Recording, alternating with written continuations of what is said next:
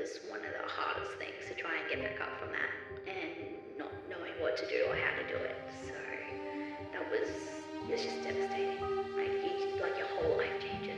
I grieve because I realize I can't do something I used to be able to do, and then I've got to get over that loss and I've got to rebuild my life.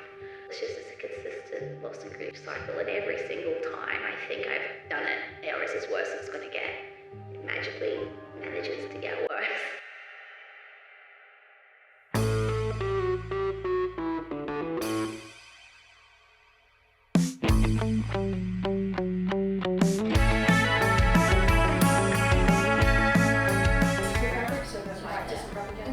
And place on the back. I want you to do it here, yeah. Yeah, because there was a boom. Have you ever been like that before? Mainly radio. I'm gonna be there. Yep. Ready to do this? Yep, I'm ready. My name is Cass and I am a support worker. I volunteered when I was doing my Cert 3 and for about a year afterwards, and I've been employed since October last year, so 8-10 months.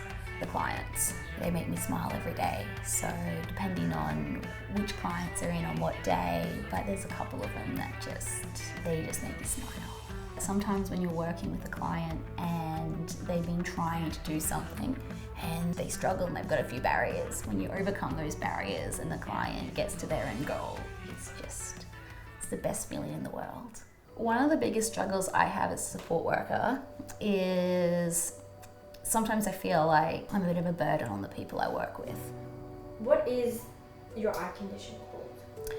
I have an eye condition called Stargardt's macular dystrophy. Pretty much is juvenile macular dystrophy that affects your retina. As I have no central vision, so I don't see what's in the center. So I've got flashes of light, like little pinpricks of light flashing in the center of my vision, and then everything in my peripheral vision is blurred because I don't see the detail. Also with my vision, because it's like my focus vision, it's like a cone. So if something's close to me, the pinpoints in the middle of my eyes are like really small. But as soon as I start to look out, it gets bigger and bigger and bigger. So sometimes I don't see people's eyes and heads, and then other times when I look further, like over there, I don't see their head and shoulders. Yeah, and if I'm looking like 5-10 meters away, I don't see doorways because it just gets bigger and bigger. But yeah, it's like a watercolor painting pretty much. Like everything's just that little bit blurry. There's no details or anything. That was at like 19, nearly 20. And by the time I was 21, I had been fully diagnosed with Stargardt's.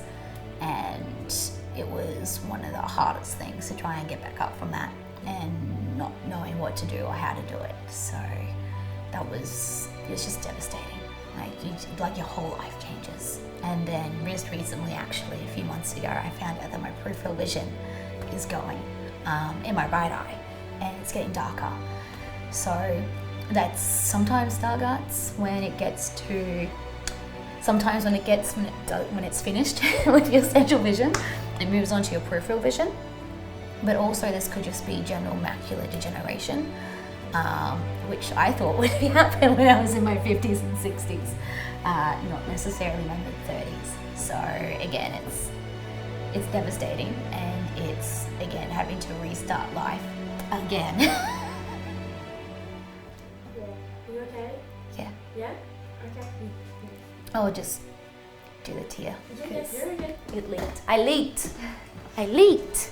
I'm out counting fingers for my left eye, and my right eye has degenerated to movement. Every time I think I've lost it to a certain stage, I grieve because I realize I can't do something I used to be able to do. And then I've got to get over that loss, and I've got to rebuild my life. I've had to change careers multiple times. I'm on about my 4th career right now. Some of my main goals I want to do are to do things like travel. I just want to see stuff. I just want to go and travel, hike and snowboard around the Ring of Fire as much as I can. Yeah, a lot of it is just getting out there and living life. Getting to that point where I had to admit to myself I needed a support worker was quite challenging. My name is Kate, and I'm a support worker with the NDIS. Now I look back at it and I'm really happy that I met Kate, because she's beautiful. We laugh together, we have jokes, she's my wheels. She helps me access the community really wonderfully. It sounded like it would be a fun job to work with this person, the way they described her. So I applied and I had an interview with Cass, and I think she hired me pretty much right away. When I first met her at that first interview, I pretty much hired her straight away. We were talking and I went from asking questions to us just talking and laughing, which, yeah, for me, that was just it.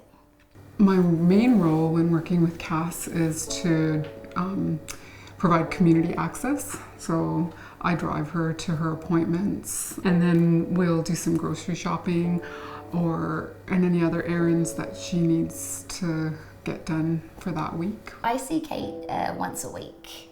She comes every Friday afternoon, and we'll do things like grocery shopping. She's got a great sense of humor. We laugh a lot. I really enjoy coming to work for Cass because I feel like I'm coming to work to help out a friend. I don't feel like it is a job, but it's a good job. That's what I'm trying to say, I guess. I do believe people take their vision for granted, which is a bit of a flip side. It sounds a bit depressing, but I honestly feel that a lot of people get stuck down in a lot of stuff that doesn't really matter. So if they just take a second to stop and think, how could my life be worse if I didn't have vision? I feel like they would take it would help. I think it would help a lot of people realize that things aren't that bad in their life. Okay, final thing. Is there anything extra you'd like to say or tell us?